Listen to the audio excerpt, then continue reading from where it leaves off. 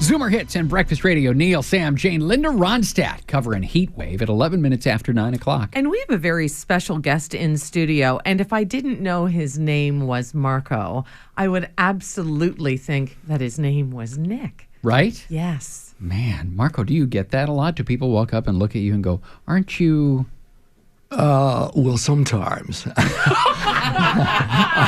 I didn't know he was going to do that. And we should do a formal introduction, too. This is Marco Kyris, and he plays a stand-in Nicolas Cage's movies. Doesn't anymore, but did for decades, in fact, yes?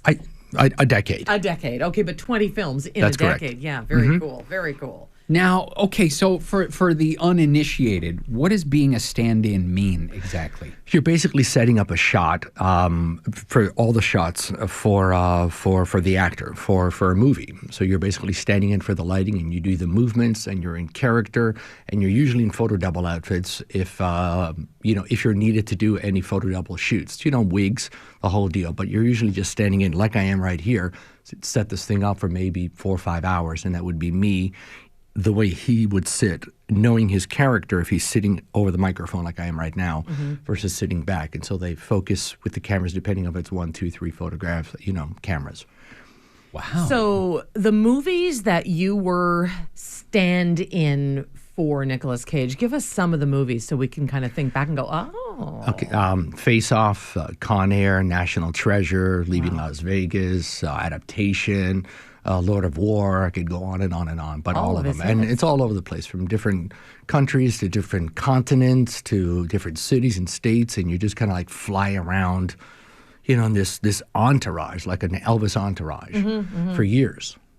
One of the things that we're seeing a lot of lately are these films and documentaries and things that deal with the people that are behind the scenes. One of the ones that people who listen to Zoomer Radio have heard us talk about a lot is The Wrecking Crew, which is the backup musicians from California who played the instruments on all of Sonny and Cher's hits and all the stuff for the Righteous Brothers and all that. But they were the people that never got the time in the spotlight, and so they're walking down the street and nobody knows who they are, sort of thing. So talk to me about this short film that deals with your 10 years kind of as Nicolas Cage, sort of. Well, it's kind of like a teaser film, kind of like a prelude to a feature film. It's basically the man is coming out of the shadows. So I'm just kind of like explaining what it's kind of like to be in a big Hollywood A-lister superstar status lifestyle, and that's kind of like how it was.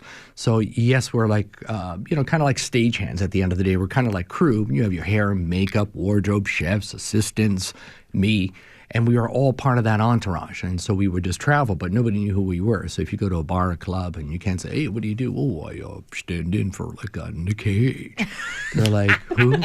So they would think you're like nuts. So I never say those things. They're like, what do you? I work in marketing, advertising, and I'm here on business. So I would, because you just sound like you're not truthful. It sounds like a bit of a crazy life, though, in the same way that it would be for an actor in a lead role. If you're traveling around for years at a time, because films happen in different parts of the world, that doesn't leave you much of a life, I would think, outside the business, does it? Zero life, and that's why it was over. I wanted to leave sooner than I left, but I just kept, I kept hanging on. But it was very tough in that respect because you're alone, and you're always alone. And it's your prime years. So you can't really do anything but just kind of like work and then just kind of rest when you weren't working. So you had no life. The life was a set life. And We're talking to Marco Kyris this morning. A lot of people think he's Nick Cage. Tell me the whens and the wheres of where we can see this film. So it's this weekend coming up at Hot Dogs, great venues, both Saturday and Sunday.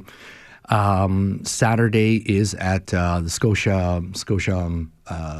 Scotiabank theaters. Okay. And Sunday is at Innis Hall at U of T, and it's playing alongside another short and then a feature.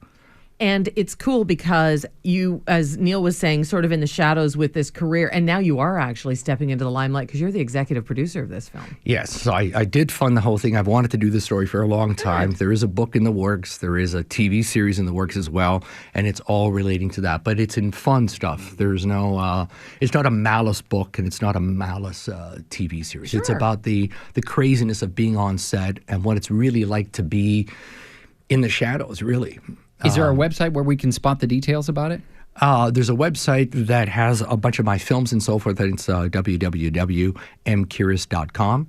And that has all my films, and it has extra photographs and all kinds of stuff that related to my Cage Wage world. Mm-hmm. Beautiful. And we spell it MKYRIS.com. That's correct. Excellent. Marco, thanks for the Marco. time. That was Thank awesome. you. Nice to Thanks meet a lot. you. Thanks.